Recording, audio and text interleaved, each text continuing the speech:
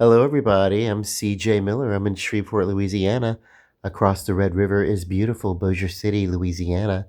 And I hope everybody's having a wonderful time ringing in the new year. I am doing exactly what I want to do, which is exactly my favorite thing to do since I was a little kid. When I was probably about 7 years old or something, I guess. I don't know. It was 1979 going into 1980. And I was watching this program. Uh,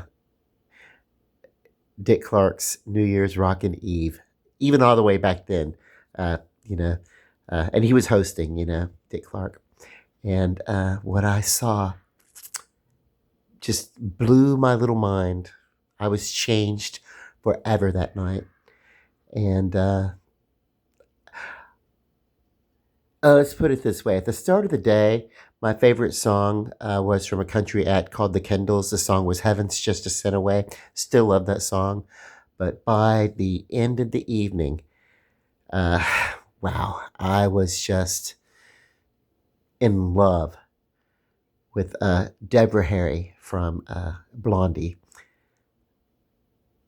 And for some reason, so bizarre, uh, I used to think that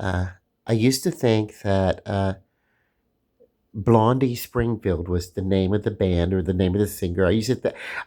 That's how young I was and the way I was piecing my mind together. I used to think she was Blondie Springfield, and I had her confused with Dusty Springfield because they had such a similar look, even though Dusty Springfield was older.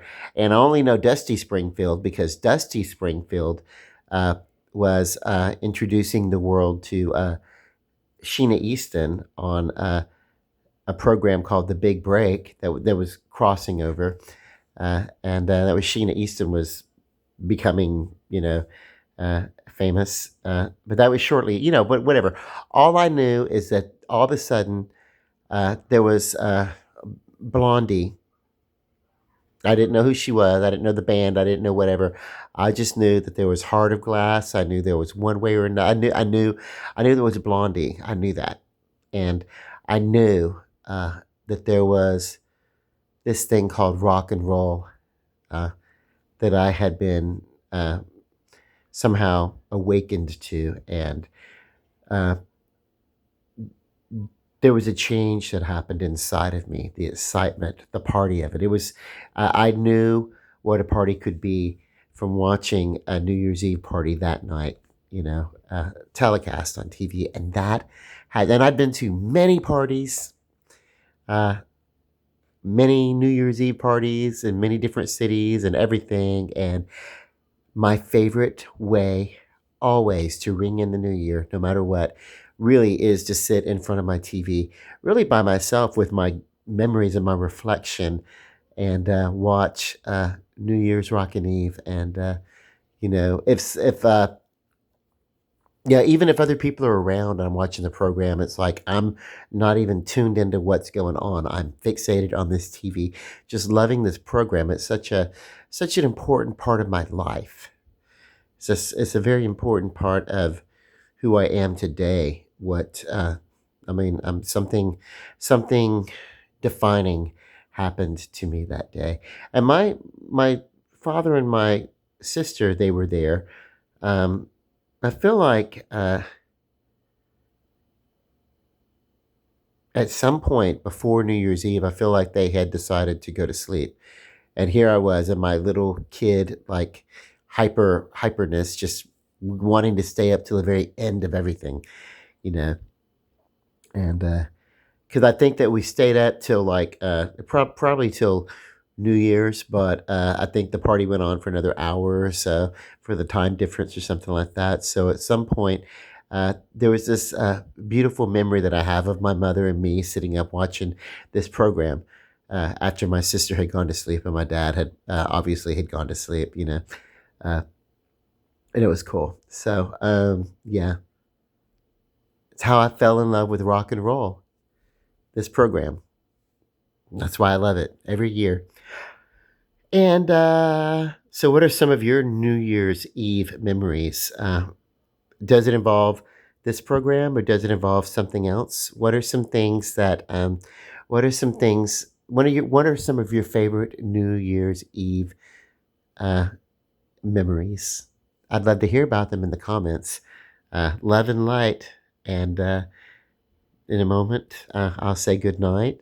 And then, of course, tomorrow I'm going to go to my sister's house and we're going to do a fish fry and it's going to be awesome. And yay.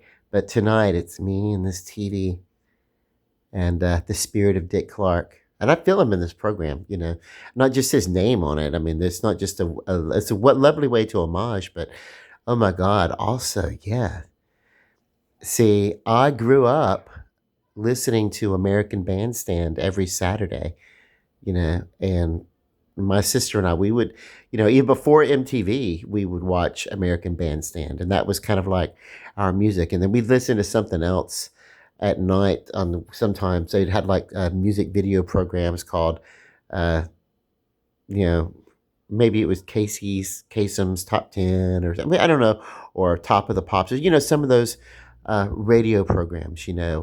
Midnight Special, some of that stuff. But on Saturday mornings, it was always American Bandstand.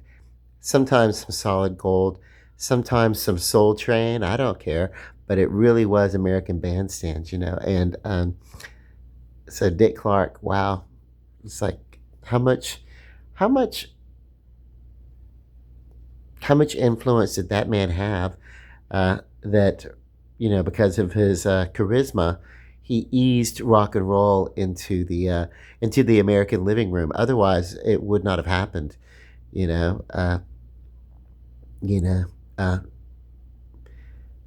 there were some nighttime, programs. I think you had like the Tonight Show, or whatever, or one of the night where they did no, the Late Show or something like that. I forget. Ed Sullivan. Ed Sullivan. That was the one where they did, some musical acts. But that was, with the Elvis and the Beatles and everything like that. But it really was Dick Clark that made it commonplace for rock and roll to be in the American living room, and to showcase that it wasn't the big, fearful devil music that everybody made it out to be. Okay, now we're doing commercials, so let me chill out. Get back with me in your comments, though. Let me know how you're spending your New Year's Eve and your favorite New Year's Eve stories and all that. And love and light. Good night.